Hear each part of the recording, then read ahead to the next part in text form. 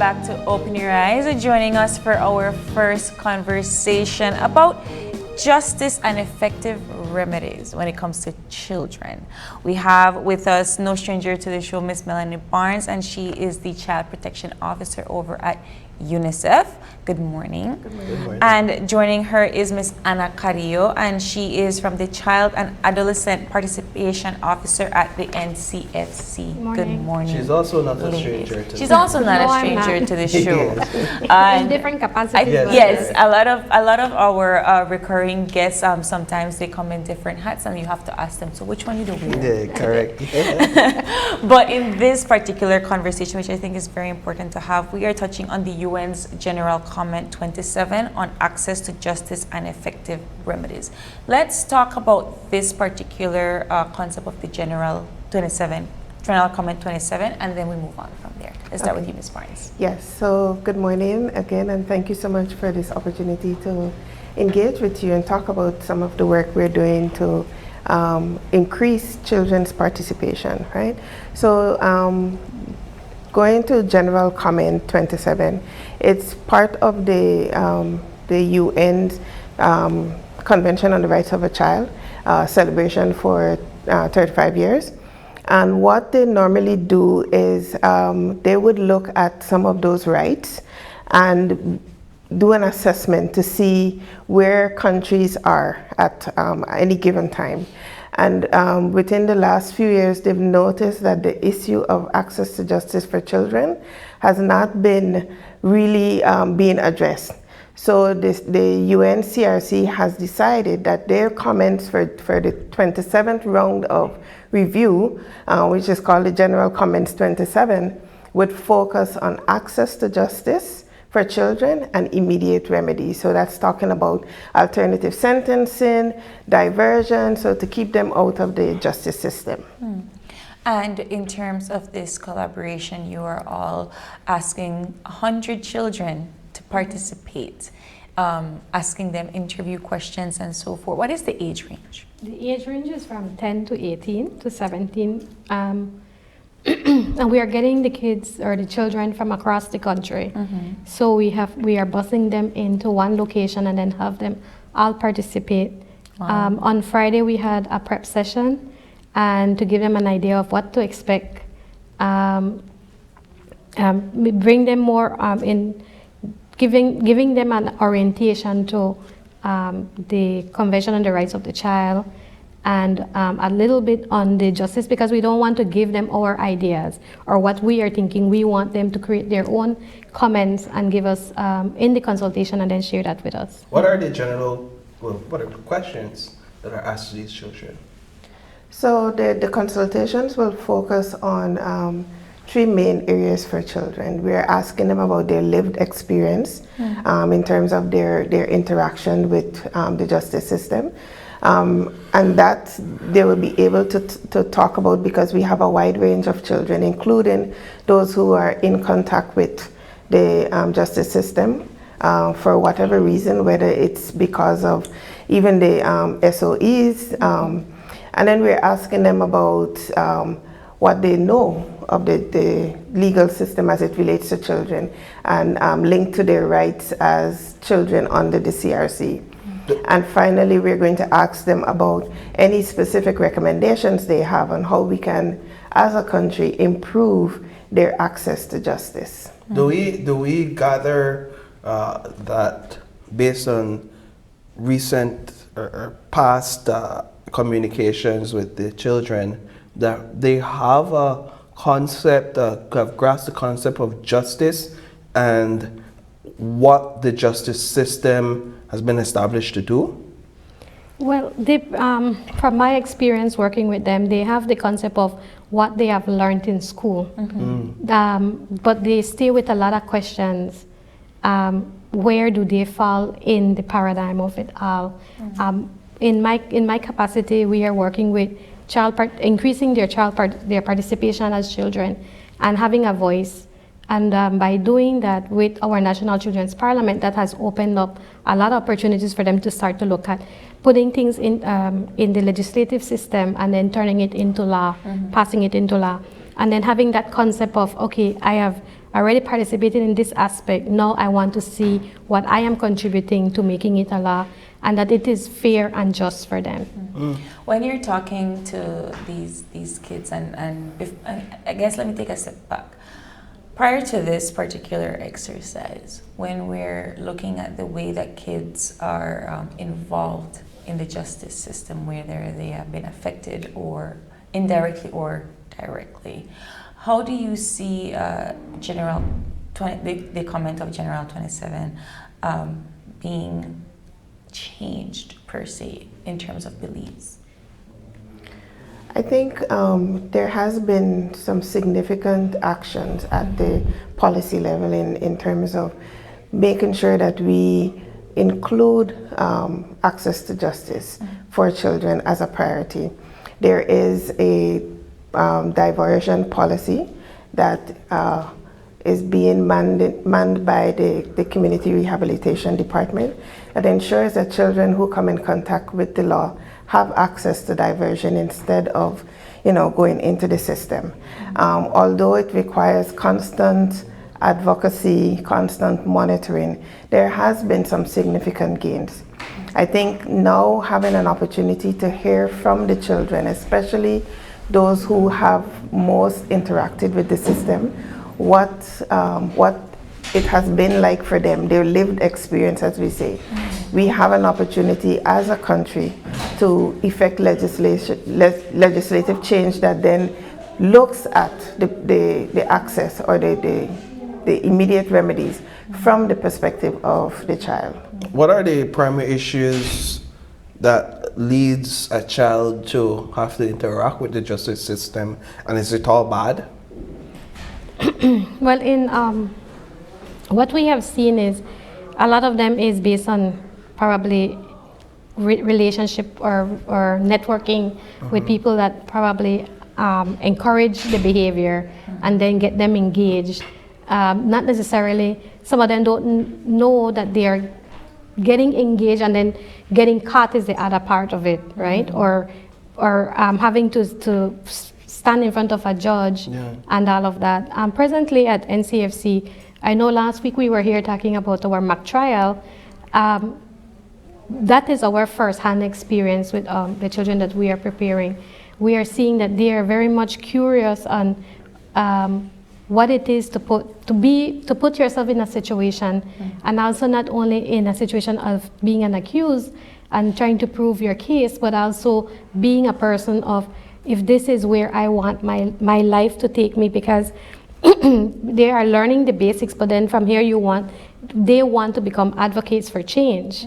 And they can only have that when we empower them, when we give them that space. And in this case, we are seeing that there's a lot of curiosities, because they're learning new terms, they're learning the system, they're learning how to interact within the system.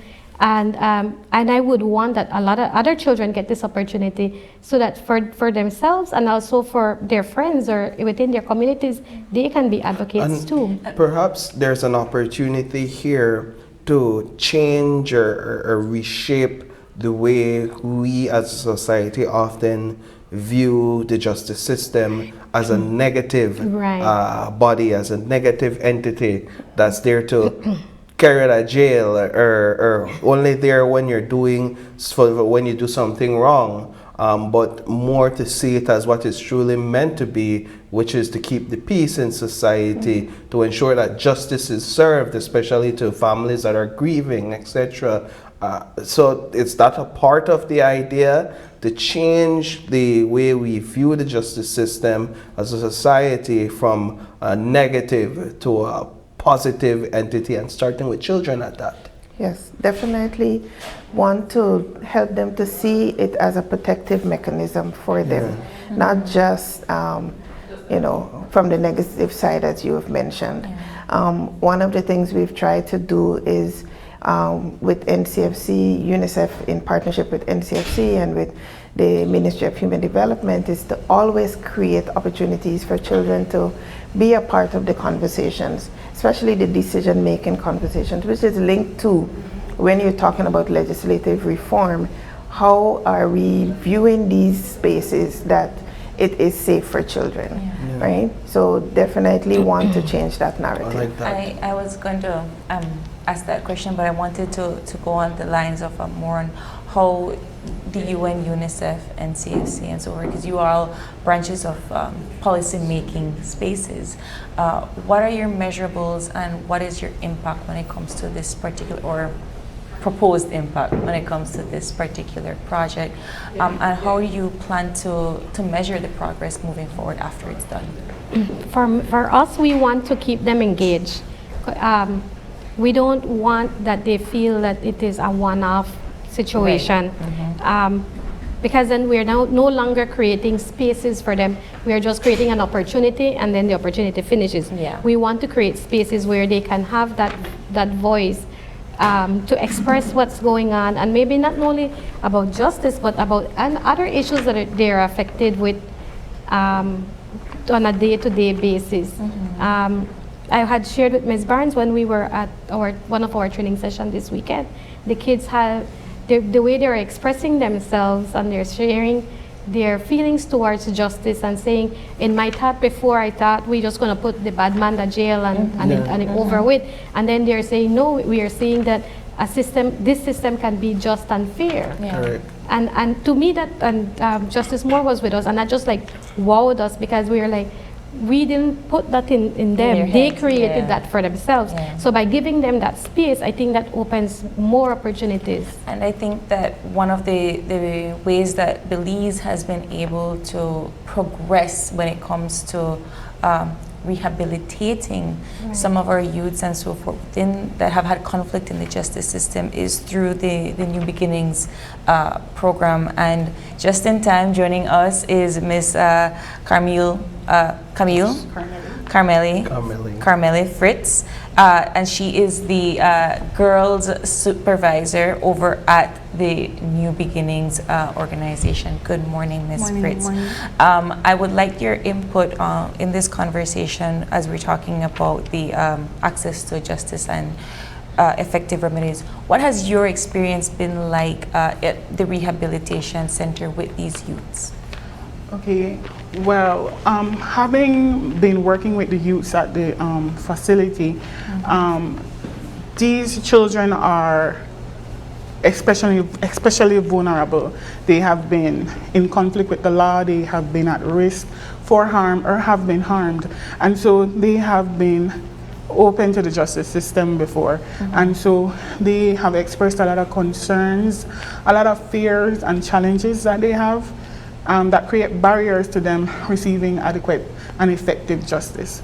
And so we have several talks preparing for the consultation on Friday, and they are excited, they are empowered to have their voices heard and to make a difference for themselves who are currently in the system and for those who may enter the system. What can you share in terms of some of the concerns they've raised about their interactions with the justice system? And I like that you're here, because it's one thing to hear from youths that one would hope that may interact, but one hope does not have to interact with the system. But it's another thing to hear from young people that have actually interacted with the system and are still deeply entrenched within it for whatever reason. What are the concerns you've heard? Well, several. When we brought the context of their rights to them, a lot of them did not know that they had rights. They did not know that they could exercise them or they could seek help. Another issue is in the system there is a dependency on adults. We depend on teachers, on social workers, on our parents. While they are obligated through the CRC to lend some support, there is like a bottleneck that the children depend on them. And I believe that while we are advocates for our children as adults in the system, we need to teach them to advocate for themselves. And so that's another barrier, that they depend on adults and they need to learn to advocate for themselves. And one last thing would be the fear and stigma that they experience when they enter the justice system, whether it's by force or by just for a means of social protection.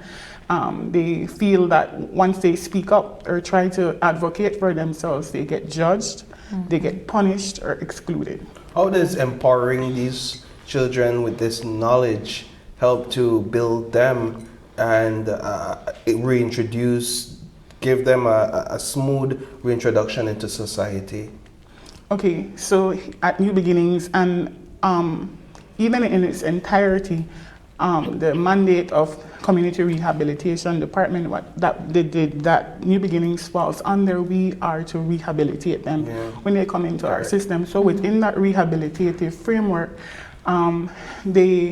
we build up their self-esteem, we build up their self-confidence, we build up their advocacy skills so that they can always be empowered, because that's important. We want them to feel empowered to speak up for themselves, and it helps them to navigate the system, because these are children who still have to go to court, perhaps to testify as victims or as survivors of abuse, or even as defendants in the court system. And so it teaches them how to navigate and not be afraid of the system, because the system itself is scary, going to court, going to even as an adult. As an adult, it's scary. Yeah. So it really does build their self-confidence and their self-esteem and their advocacy skills. I love When that. when it comes to this particular program and the participation of these 100 kids, and how were you all able to gather them? Were they selected? Were they applicants? How did this process work?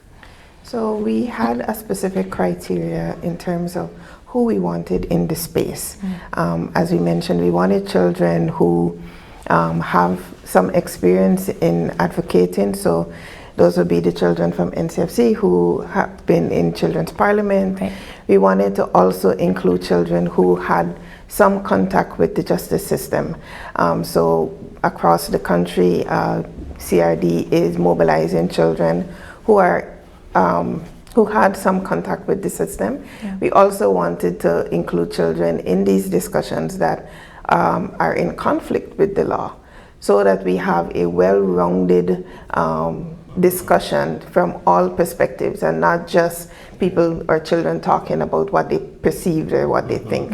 And so UNICEF shared this criteria with our partners, and they mobilize the young persons that interact with their system. What happens after they have completed this this participation, this training, if you will? Okay, so it's after the consultations, a young person has been identified from Belize. This is the immediate next step, who will go to Panama for the regional level consultations with justice actors, and will be a part of a group of young people, adolescents from 24 countries within the region, the Latin America and the Caribbean region. And they will compile a set of recommendations that is reflective of our region to present to the justice actors regionally. And they will also then, these actors then now have a responsibility to share with the global CRC what are the recommendations coming out of our region to improve access for justice for children in our region. So that's the first immediate next steps. What we want to do following that is to continue to scale up these spaces for children to have an input, or have these policy level dialogues.